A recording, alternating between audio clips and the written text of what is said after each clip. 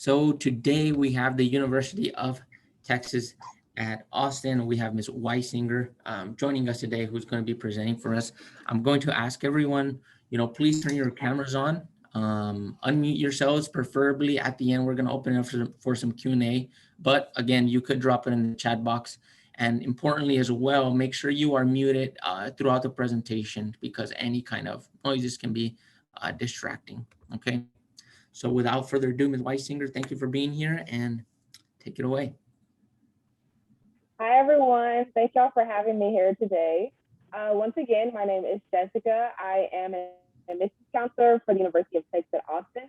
I'm located in Houston, though, at our Houston Admissions Center. So if any of y'all are in Houston or you're ever close by downtown, come drop in and see us. We'd love to talk to y'all about UT, as well as since our admissions process is coming up, the application cycle is coming up, feel free to drop in and come talk to us. But once again, my name is Jessica with a K, and I'm also a Texas X. I graduated from the University of Texas in 2019, and now I'm back just helping other students become Longhorns because I love my university that much. But just a few housekeeping rules. We already discussed them already, but keep your camera on. Don't turn your camera off because you've been directed to keep your camera on, but keep yourself on mute so that everybody can receive the information that is being shared today in our session, as well as use proper etiquette in the chat. So you can drop your questions in the chat. I will not be able to see them during the presentation, but we're gonna leave some time at the end of the presentation to tackle those questions. So you can drop them in just in case, so you don't wanna forget them or write them down or just wait until the end of the presentation to put them in the chat. And again, this session is being recorded, so keep yourself on mute and listen to all the information that's being shared today. So jumping right into everything, here at UT, we like to keep things organized, so we divide our majors into specific colleges and schools. Everything highlighted in burnt orange are professional schools, and they require four-year degrees to attend those schools. So you don't have to have a four-year degree from the University of Texas to attend the schools that are in burnt orange, but you do have to be admitted to the University of Texas to pursue all of the other schools that are in black on this screen. So how we divide our school, we divide it like this because like I said, we like to keep things organized. So if you're interested in like biology, chemistry, or human development, stuff like that, you would be in the College of Natural Sciences. So if you ever hear anyone say, oh, you're applying to the School of Liberal Arts, they mean that you're applying to a school within the university. We have over 51,000 students on our campus, and I know this is a large number, but I like to highlight that most of them are undergraduate students. And the reason why I like to highlight that most of our students are undergraduate students, because that means the initiatives and the resources that I'm going to discuss later on in the presentation cater mostly to our undergraduate students. Our campus also takes pride in our 18-to-1 student to faculty ratio, and that is super important when you're on a big campus, because if you have 51,000 students, you want to make sure that your faculty are accessible to your students. Additionally, 96.7% of our freshmen return back to campus after their first year, and we believe this has to do with our first year interest groups called FIG, our 360 connections, and our small learning environment. So instead of leaving our students to adapt at a big university on their own, we group students with similar majors, similar backgrounds, similar cultures, into like cohorts where they'll have like similar classes in their first and second year. That way they'll be able to get familiar with some faces, and those faces that are interested in the same majors and interests as them as well. So just to brag on us really quickly, we wouldn't be UT if we didn't drop some rankings on the screen. We are the #1 public university in Texas, and we are also officially known as a public Ivy League school by several world-class publications. And several of our world-class programs are like our #1 advertising education, which is in the Moody College of Communications, as well as our most recognized undergraduate business school, the #5 Macomb School of Business. We do not have an honors college at UT, but we do have a variety of honors programs within our colleges and schools. I had friends who were part of the Plan 2 honors programs on our school, and that's listed on our screen, where they were able to study everything. They got to study humanities, philosophy, art, science, literature. They literally got to study basically everything that was on campus. And at the end of their 4 years, they presented an academic thesis to an academic committee. So it was a really good experience for those who are interested in pursuing more education later down the line. We do offer youth research opportunities in a vast amount of fields, though, not just science. And what's great is we are a top tier research campus with most of our faculty conducting research all the time. Quick fact that your battery, your lithium battery in your iPhone, if you have an iPhone or a Samsung, that was invented by a professor at the University of Texas. And we also have so many opportunities for our freshmen to get involved in research. Normally, professors are asking their students to get involved in their research, so that's a good way to get to know your professors. Additionally, students do not have to wait until they are upperclassmen on campus. They can participate in research at any time, and we also have our Freshman Research Initiative, known as FRI, where freshman students can jump right into research as soon as they get on campus. There are 14 residence halls on our campus. Some of them are dedicated to gender identity, and certain floors and residences are catered to fields of study. I lived on campus for 3 out of 4 years. I don't know why I did that, but I did it. But it was also an absolute treasure to have everything within walking distance of my bed. We often have students ask, does UT require a student to live on campus? And the answer is no. But studies show that students who do live on campus in their first year perform better in their courses than students who live off campus, as well as they are more likely to return in their second year than those who live off campus. So I was told that you all wanted to see some of our dormitories on campus. So I pulled up a few floor plans and stuff for us to check out. So I'm going to pause my share really quick so I can pull those up.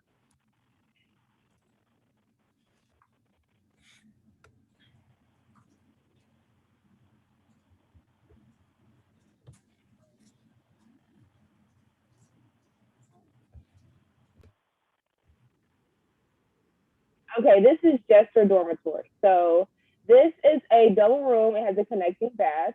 And a lot of students live in Jester. I also advise students, freshman students who live in Jester, because center, which we're going to talk about later in the presentation. So you can literally just hop out of bed and go to tutoring, as well as kind of in the middle of this. So your classes are really going to be around Jester a lot if you're interested in going to university.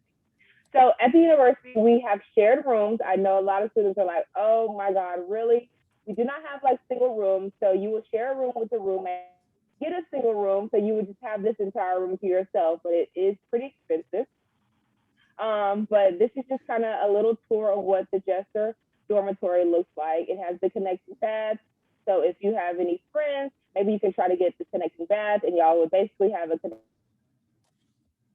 within the hall. And so then I also pulled up Kinsolving dormitory, very popular dormitory on our campus. It is also a shared space. And so it's a little bit more old school style with a pull out bed and everything, but a very neat space, especially with a large window. I loved Kinsolving. I had friends who lived in Kinsolving, so I was visiting all the time. And they also have their, this is a community bath, but you can also get a Jack and Jill, the shared bathroom as well in Kinsolving. But since there's no bathroom in this one, it just has a sink. That means it is a shared bathroom. Let me try to get to the other one. Okay. And this is another one that a lot of students live in. This is the San Jacinto dorm. It's a bit expensive. It's really close to the stadium though. So on game days, if you're lucky and you have a good floor, you can actually see the game from this dormitory. So that's one way to not have to pay for a football ticket. It is a shared space once again, pretty modern. It's one of our newer dorms. It was built, I believe, in like 2005. So it's newer. It has its own bathroom. So bathrooms in San Jacinto have their own restroom with a shower, standard shower, and sink. So a lot of the other ones on campus, they look pretty much like the ones that I've just shared.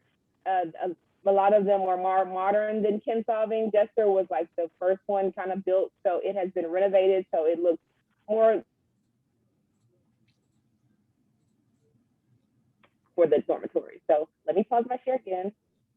Back to our presentation.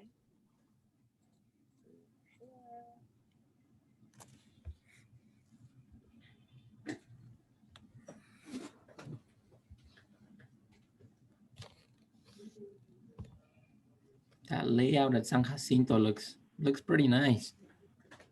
It is pretty nice. I actually lived in San Jacinto and Jester while I was on campus, and I loved living in Jester my freshman and sophomore year just because, like I mentioned, it has a Starbucks, it has two dining halls, it has a Wendy's, also affectionately known as Gindy's, Jester Wendy's. And then it has a Sanger Learning Center, and it has a couple of classrooms. So your class could even be in your dormitory. So that's even more good reason to live in Jester, because then you can wake up the last minute. But then San Jacinto also has its perks. It's a little bit quieter, not a lot of traffic.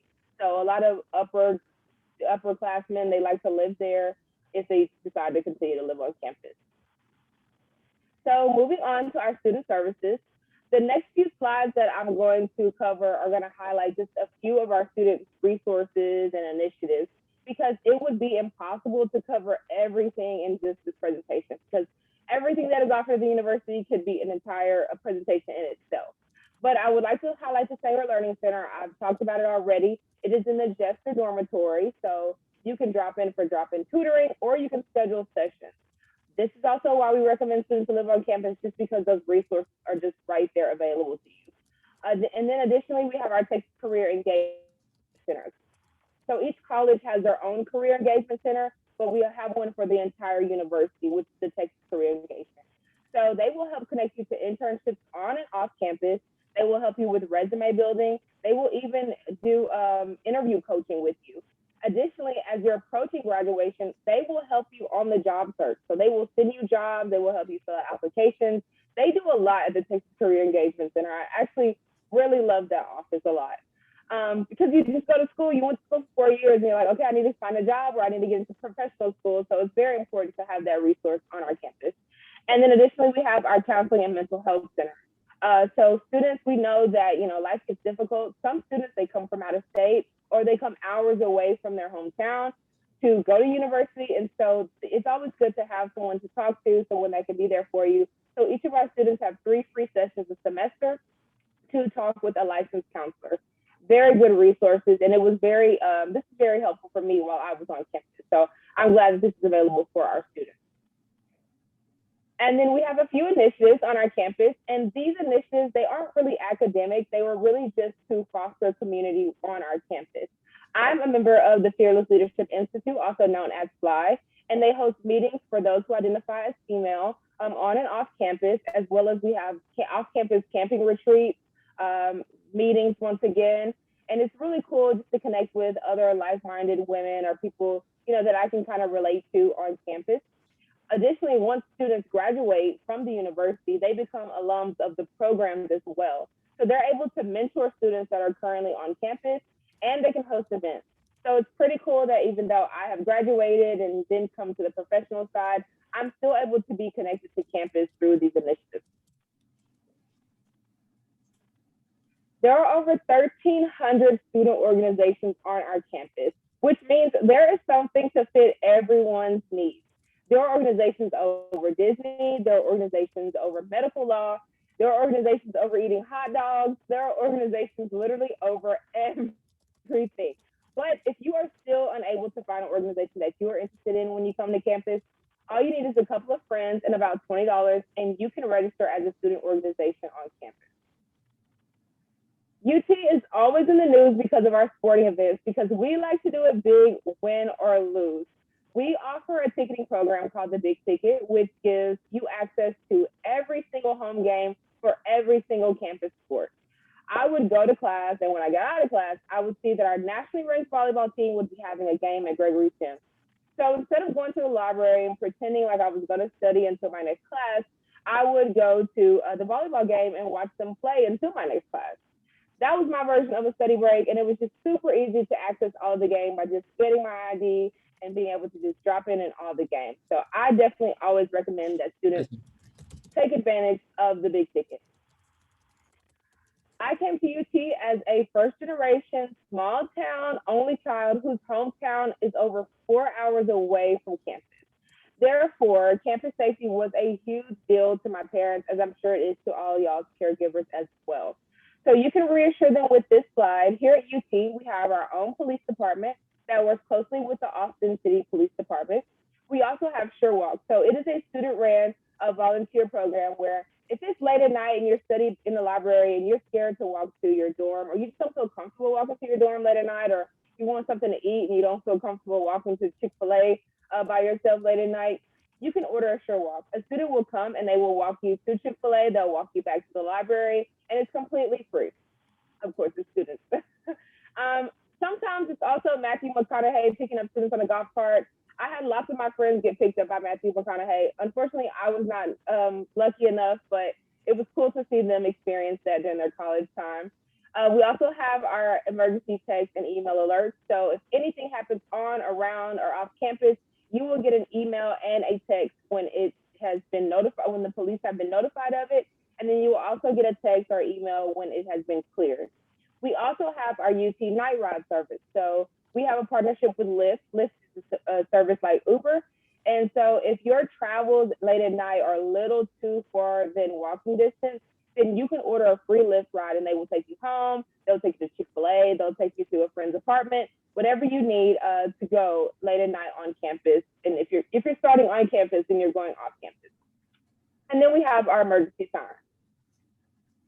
So the city of Austin is such a magical place. I haven't been able to be in Austin since the pandemic, and I really, really miss it. But there's just always something to do, and the weather is just exceptional all the time. I really can't remember a rainy day on campus just because it was always good weather in Austin. But you can literally kayak Lady Bird Lake, you can hike Mount Bonnell, or you can even spend a weekend raiding taco trucks. Additionally, Austin has the Austin City Limits Music Festival, as well as we have the South by Southwest Music Festival. And those events are looking a little bit different right now, but I've been seeing lineups be tweeted on Twitter and Instagram. So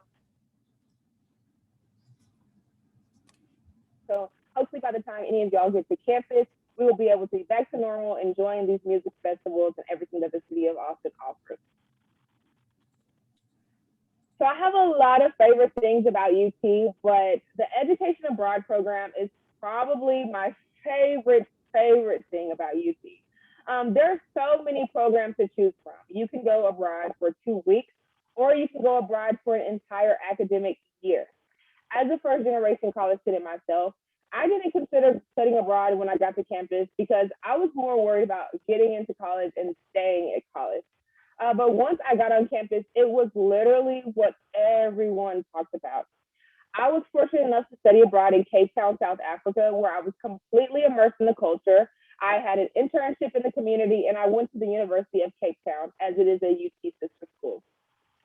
So no matter where you decide to go to university, I definitely recommend that you check out their education and study abroad programs because it is an experience that will never leave you, and you will be friends and connected to people halfway across the world, literally for your entire life. I am still friends with everyone that I met at the University of Cape Town on Instagram and on Facebook, and it's really cool to just see them from afar, like their lives change and everything. So it definitely is a life-changing experience.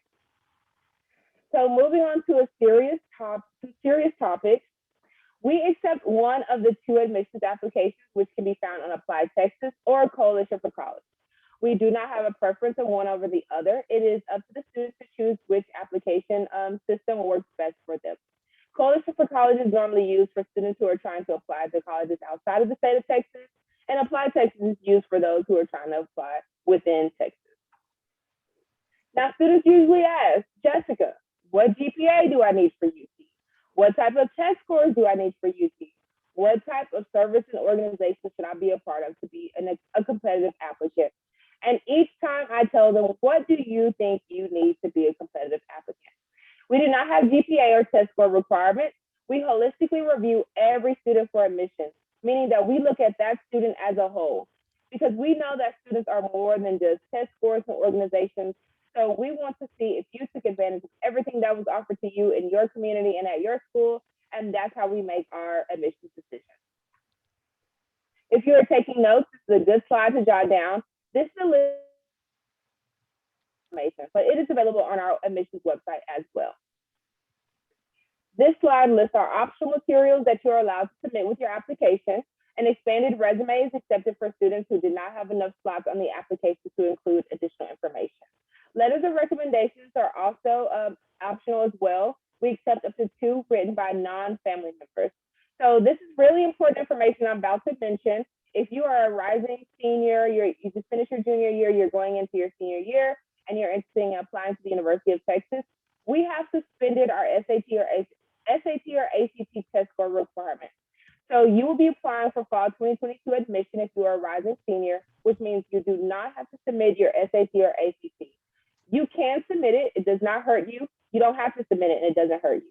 We just want to make sure that students have a fair chance to apply to the university, because some students may not still feel comfortable going out to take these tests and being out in public, as well as some students may have family members at home that they just can't risk going out and putting their family members at risk.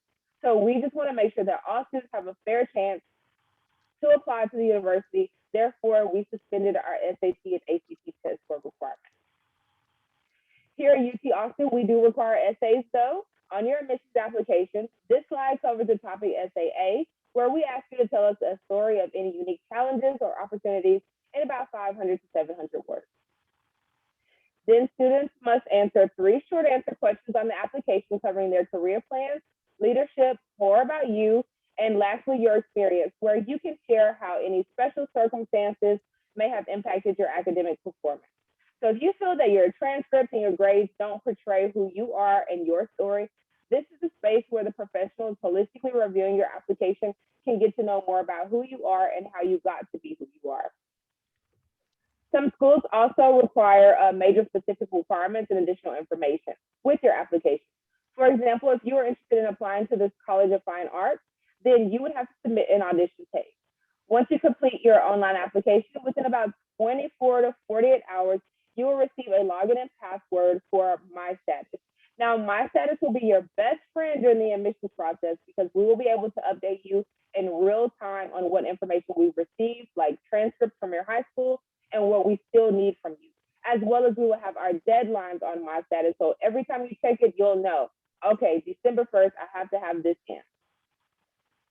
We have a few pathways to admissions at UT Austin. So if you're in the top 6% of your Texas high school graduating class, then you are automatically admitted to the university.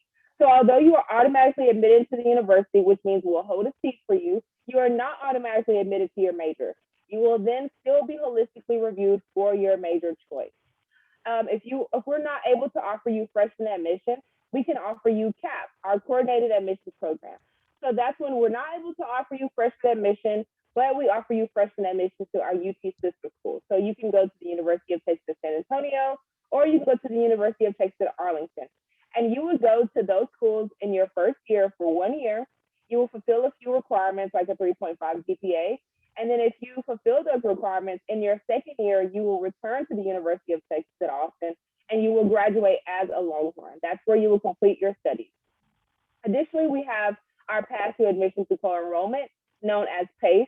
So it's kind of where we conditionally accept you. So you will be a half-time student at the University of Texas, and you'll also be a half-time student at Austin Community College. You'll do that for an entire academic year, fulfill some requirements, and then if you fulfill those requirements, you'll resume full-time study at the University of Texas, where you will also graduate as a Longhorn. So this slide is also great to jot down if you're taking notes. Our application is up August 1st. It's literally coming up. I'm so excited for this admission cycle, because I believe it's about to be a fun time. And I'm so excited to start reading some students' essays and knowing more about their story. But the regular deadline for our application is December 1st. It does change, but you would like to stay in the know. If we update that, if we extend it, so just keep looking out on our admissions website, but just know December 1st is our regular admissions deadline. But if you would like to know your admissions decision early, you have to submit your application before November 1st to receive notification by February 1st. But if you submit your application after November 1st, then you would just be notified by our regular notification date of March 1st. Then you have until May 1st to accept or decline your admission. The FAFSA opens up October 1st, so it would be a good idea to go ahead and start getting your parents' tax information together. Let them know why you're asking them for it and what y'all are going to need to fill out together, so you will have all that information ready to go. So to talk about the priority deadline very quickly, the priority deadline just allows students to know their admissions early, but it is not binding and it does not provide you an advantage in the review process. You will still be holistically reviewed. you will still be automatically admitted and holistically reviewed. It just allows students to know up to 1 month early. So if you are, I had a student ask me this a few days ago. They were like, if I was denied at the February 1st, would I then get pushed to be reviewed and be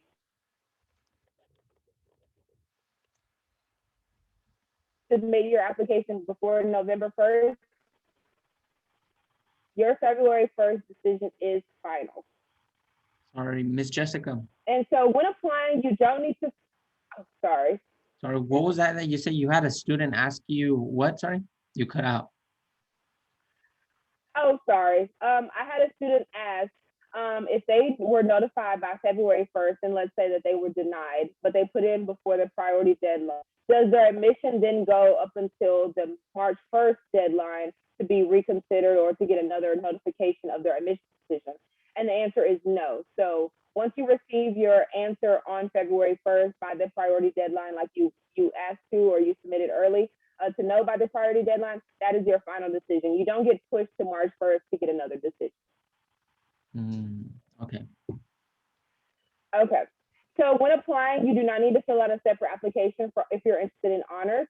You will have a question on your admissions application where you would indicate your interest. Any additional items that you will need to complete for the honors program will be on your My Status page.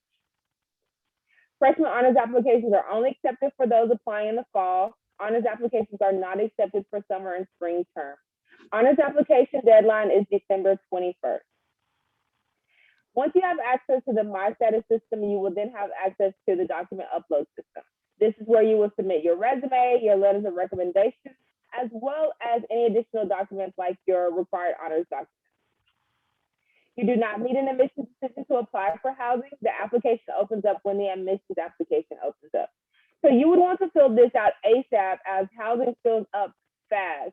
Do not wait until the last minute to complete your housing application because you will risk being without a dorm. We have 14 dormitories on campus, but unfortunately, we still don't have enough space for all of the students that we admit. So moving into tuition and financial aid really quickly, we don't have a one set in stone number for a student's cost of attendance because everyone's situation is different and the tuition for majors is different as well. So we're able to provide a range. For a Texas resident on or off campus, your total cost of attendance would be $27,000 to $28,000. For a non-Texas resident on or off campus, your total cost of attendance will be $53,000 to $58,000. Once again, different for every student as you may not have transportation costs or personal costs up to $2,000. As a first generation college student myself, I know looking at those numbers can be a bit worrisome, but I don't want y'all to worry about the numbers right now. As the Princeton Review states on this slide, UT is a college that pays you back. When students come close to graduation and are interviewing for jobs in schools, those employers and committees, professional school committees, know what type of student and employee that they're getting when they hire someone from UT. Going to college is one of the best investments you can make for yourself. Talking about aid very quickly, you can apply for financial aid at fafsa.gov or at the My Student Aid mobile app. If you are not a U.S. citizen, but you meet the Texas definition of a resident, which means you lived in Texas for 12 consecutive months and you have a residence in Texas, then you would use the task book. You would need your parent or legal guardian's information for these programs and these applications. So be sure to sit down with them and let them know why you're asking them for this information and fill these out with them. We do offer scholarships to students applying as well. There is not a separate application for scholarships. Your admissions application is your scholarship application. So this is why I just stress the students to put their best foot forward on the admissions process, on the admissions application, because your admissions application is your admissions application, it's your honors application, it's your major application, and it's also your scholarship application. So you want to make sure that you're putting your best foot forward because a lot of things come out of that one application. But us Texas Exes, which is the University of Texas Alumni Network, we love to give new students scholarships. So be sure to check out texasexes.org/scholarships and apply to those that you qualify for. So maybe this is actually my favorite thing about UT over education abroad, but well, really they have the same number one spot. This would have been super helpful for me while I was a student at UT, but I am so glad that it is available for those Longhorns coming after me. starting fall 2020, we started our Texas Advanced Commitment. So what our Texas Advanced Commitment is if your adjusted gross income of your household is up to 65,000, we guarantee that your tuition will be covered. So we're not going to offer you any loans. We're not going to offer you anything that you have to pay back. We're basically just going to cover your tuition. If your adjusted gross income of your household is up to 125,000, so if it's 65,000 and a dollar and up to 125,000, then we will offer you tuition support. So that's probably when we're going to offer you some loans and maybe some departmental loans from your major, but we're going to offer you some support to cover that tuition. So this is another reason why I say don't stress about the numbers right now. Just make sure that your applications are solid, because we have a lot of great resources on our campus to make a world-class education available for all students. Additionally, we have our Dell Scholars at UT program. So it is a $20,000 scholarship for full Pell Grant eligible students. And it has great incentives.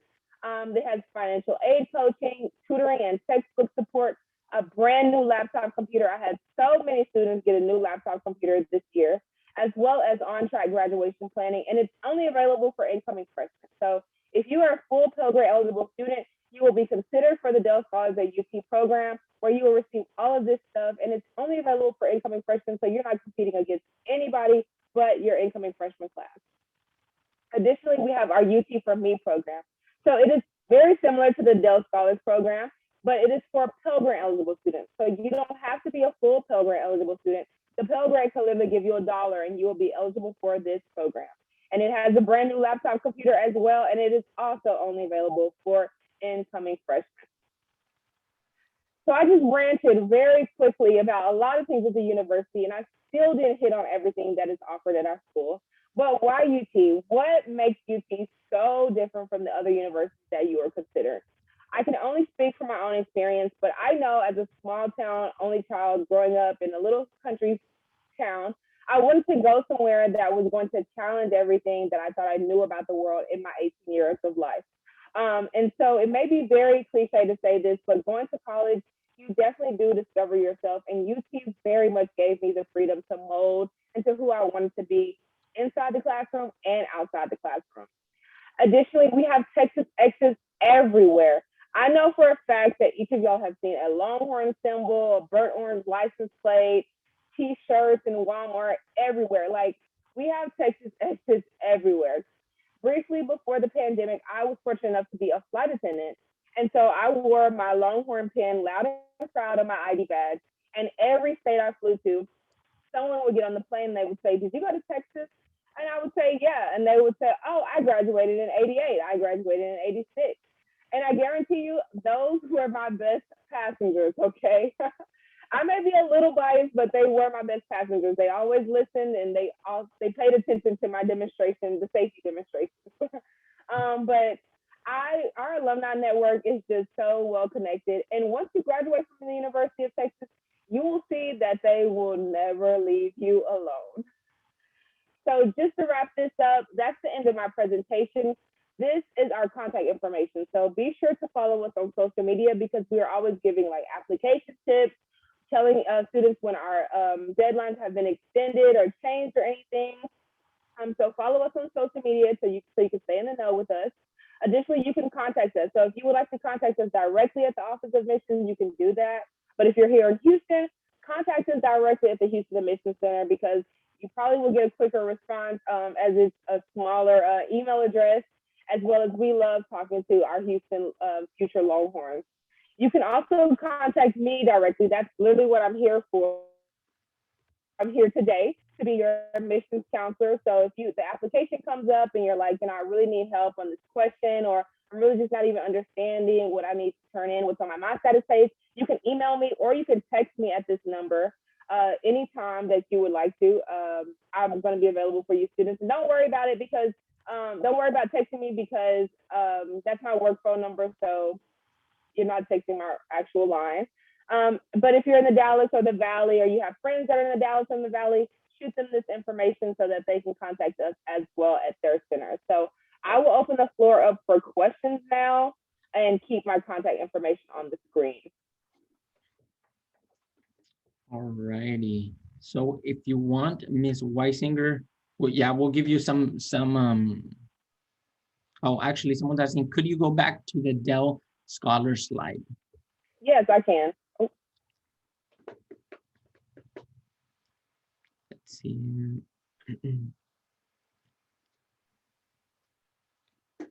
okay, here There we we go. go. Dell Scholars. So take a picture, write down what you need to. And the UT for Me program is very similar to this. So if you want to know both of them, really, you could just take a picture of this one. Yeah, thank you. Thank you. They got it, Ms. Wysinger. Okay.